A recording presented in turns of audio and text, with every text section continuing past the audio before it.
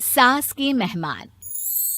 सिमर की सास की सारी जिंदगी किराए के मकान में ही बीती, लेकिन जब बेटा कमाने लायक हुआ तो उसने अपना बड़ा मकान बनाया। क्या है माँ, इतनी लंबी लिस्ट मेहमानों की? गृह प्रवेश है सिर्फ, शादी में तो तुमने इन लोगों को बुलाया ही था ना। अरे बेटा, तुम्हारे पिता और मैंने तो सारा आजीवन घर नहीं बनाया, ये सोचकर कि पैसा घर में लगा देंगे तो तुझे कहाँ से पढ़ाएंगे। अब बेटा, घर जैसी खुशी में मैं उन लोगों को कैसे भूल जाऊं जिन लोगों के साथ मैंने पूरा जीवन काटा। तभी वहाँ बहू आ जाती है।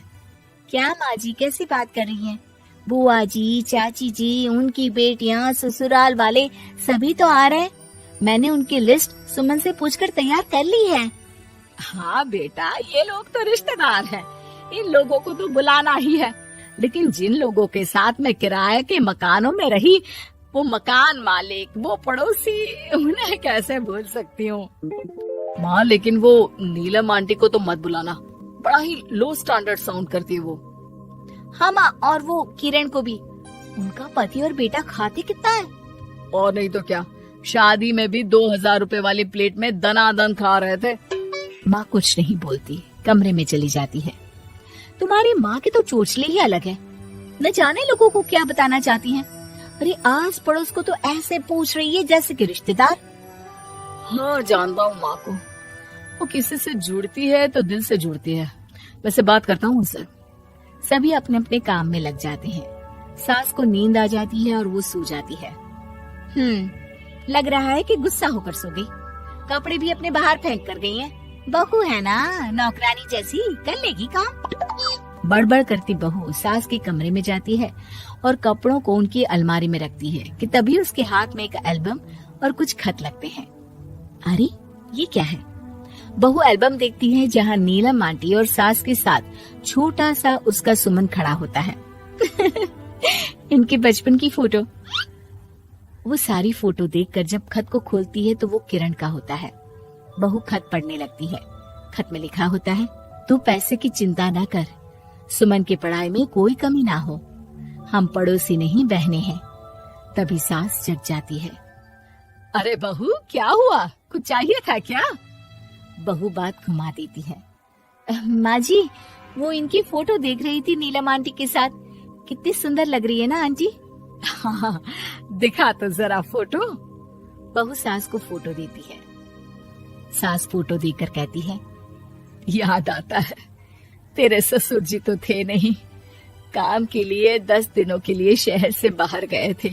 जब बेटा होने वाला था तब नीलम आंटी और अरुण अंकल ही थे। आंटी बेचारी रात भर मेरे साथ बैठी रही तो अंकल भाग भाग कर दवाई का इंतजाम कर रहे थे। बेटे के होने के बाद भी जब तक मैं घर नहीं आई मेरे पास ही रहे। रिश्तेदार तो आए थे मुंडन में 10 दिनों के बाद। बहू सुनकर खुश होती है। तभी नजर खत पर पड़ती है।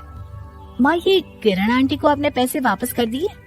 हाँ, वो भी समझ कैसे कैसे किए मैं ही जानती हूँ। सुमन की पढ़ाई के लिए पैसों की जरूरत थी। रिश्तेदारों ने तो साफ बोल दिया था कि किसी होटल में काम पर लगा दो। कई लोग बर्तन धोने के साथ पढ़ाई करते हैं, लेकिन किरण आंटी, उन्होंने अपने बुढ़ापे के लिए बचाए हुए पैसों को सुमन की पढ़ाई के लिए दे दिए। यानी कि आज ये जो कुछ भी है वो किरण आंटी के कारण ही ना? हाँ बहू, ऐसे ऐसे पड़ोसी हुआ करते थे जो किसी रिश्ते के नाम से नहीं बल्कि अपनेपन से भरे थे। फिर सास का बोलने का रुख तीखा हो जाता है। और फिर भी देख, सुमन इन लोगों को भी नहीं बुलाने दे रहा है। माँ, मैं बात करती हूँ, ये लोग सिर्फ आएंगे ही नहीं, हम लोगों के साथ रुकेंगे भी घर में, रिश्तेदारों की तरह। सास बहू बेटे से पूछकर एक एक घर जाकर पड़ोसियों को एक दिन रहने का न्योता दे आते हैं। और फिर वो दिन भी आ जाता है जब घर में गृह प्रवेश होता है। अरे हम लोगों का कमरा कहाँ है? बड़ा कमरा देना हम लोगों को, खुला खुला। सुमन परेशान हो जाता है कि वो क्या करे, कहाँ किसका सामान रखे, कि वहीं किरण पड़ोसन आ जाती है।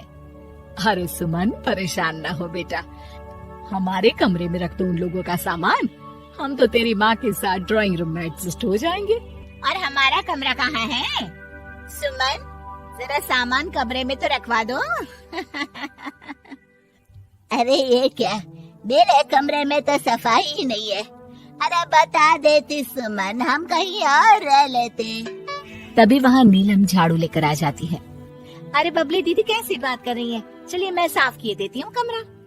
वहीं मामी जी भी आ जाती हैं। अरे सुमन दीदी, सबसे छोटा कमरा हम लोगों को ही देना था क्या? मायके की कोई परवाह नहीं है। वो मामी जी, किरण आंटी और नीलम आंटी की फैमिली एक ही कमरे में है ना, तो इसलिए आप और मामा दो ही तो लोग हैं। तो मामी तो बहू के मुंह से ये बात सुनकर गुस्से से लाल पीली हो जाती है। अरे वाह जी वाह, बहू की जुबान तो देखो कितना बोल रही है। इतना बोलने वाली बहुएं भी होती है क्या?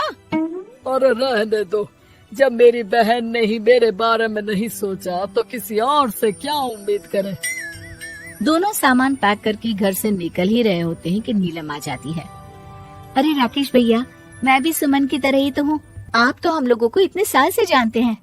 हाँ, तुम लोग तो मेरी बहन से चिपकी रही गोंद की तरह। खैर कोई बात नहीं, रहो बड़े कमरे में। तभी अरुण वहाँ आ जाता है, जो नीलम का पति है। अरे भाई साहब, थोड़ा तो वक्त दीजिए, हम सारे छोटे कमरे में शिफ्ट हो रहे हैं। सारे पड़ोसी छोटे कमरे में चले जाते हैं और मामा मामी बड़े कमरे में। बहू चाची के कमरे से बाहर निकल रही होती है कि देखो कैसे बड़ा मकान बनाकर इतरा रही है। अरे जब हम लोगों ने कहा था कि घर बनवा लो, तब तो लड़के को पढ़ाने की पड़ी थी। इतना पैसा रखी थी, महंगे कॉलेज में पढ़ाया, तब बात मानी होती तो सस्ते में मकान बन जाता। बहू आगे जाती है, जहाँ दोनों पड़ोसन भी आपस में बात कर रही थी। मानना पड़ेगा सुमन को, बहुत ही समझदारी के साथ चली। बच्चों की जिम्मेदारी को सबसे ऊपर रखा, रिश्तेदारों के साथ भी पूरा निभाया। नहीं तो आजकल के रिश्तेदार। अरे सुमन के लिए तो हम हमेशा ही खड़े हैं। बहू तभी मामी के पास जाती है, जहाँ वो मामा से कह रही होती है, बस अब आ गए इसके घर। अब तो ये रो रो कर भी बुलाएगी तो मैं ना आऊं। कैसे कमरे में रखा हम लोगों को। सुमन भी ना किसी काम की नहीं है। बहू सभी को देख समझ रही थी। रिश्तेदारों के नखरों के बीच पड़ोसियों का प्यार। वो देखकर समझ जाती है कि सास के असली मेहमान कौन है।